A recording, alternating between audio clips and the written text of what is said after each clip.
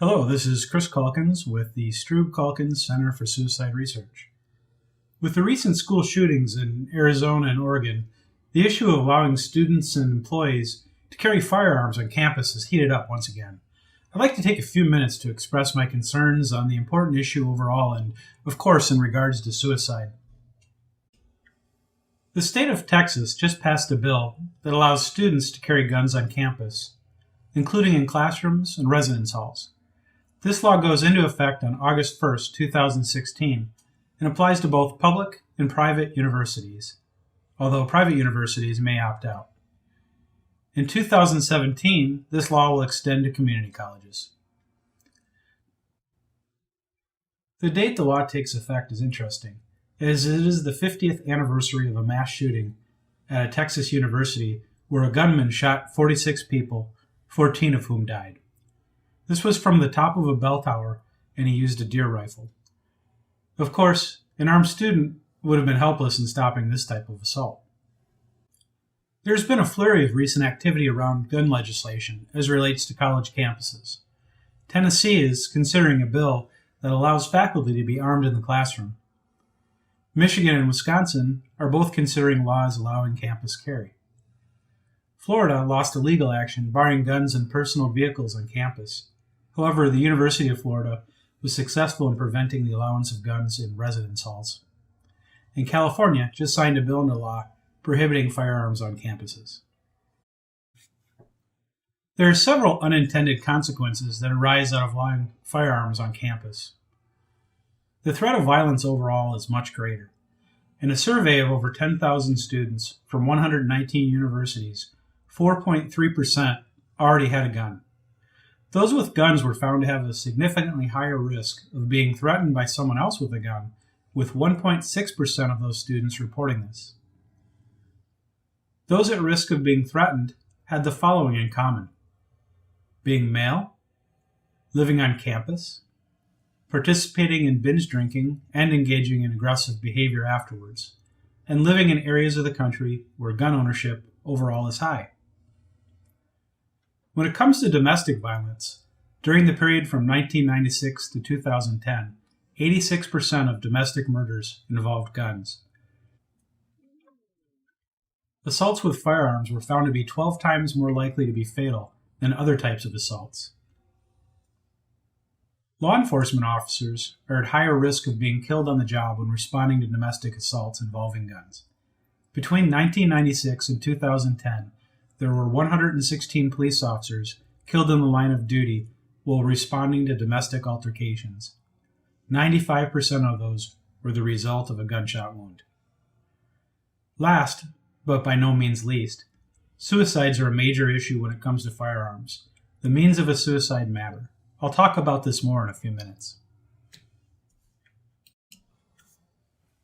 The following are facts about suicide. There are significantly more suicides than homicides. Roughly 2% of suicides involve taking the life of another person first. Even less of these are mass murder suicides.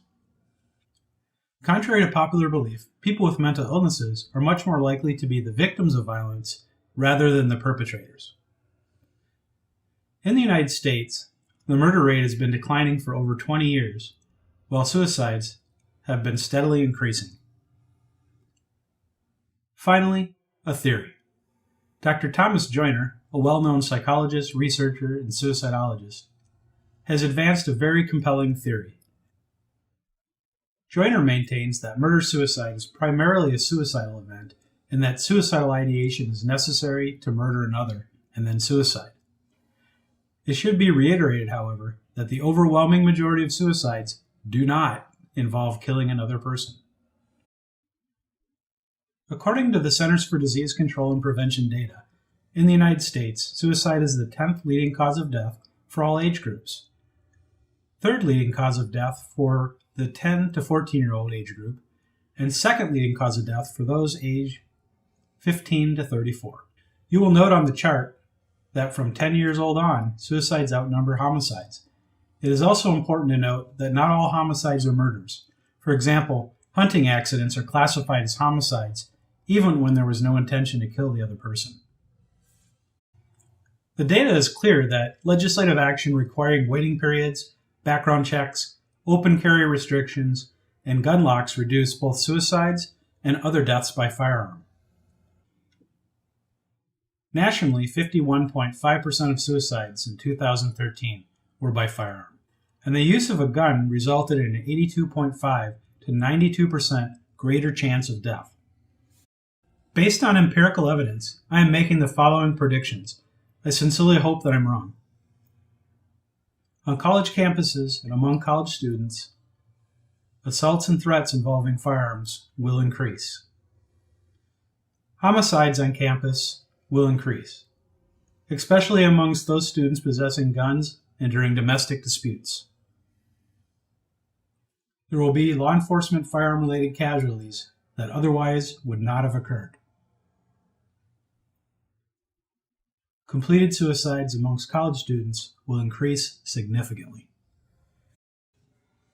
Steps should be taken by college and university administrators, faculty, and labor unions to mitigate or move towards reversing the laws in states already allowing campus carry.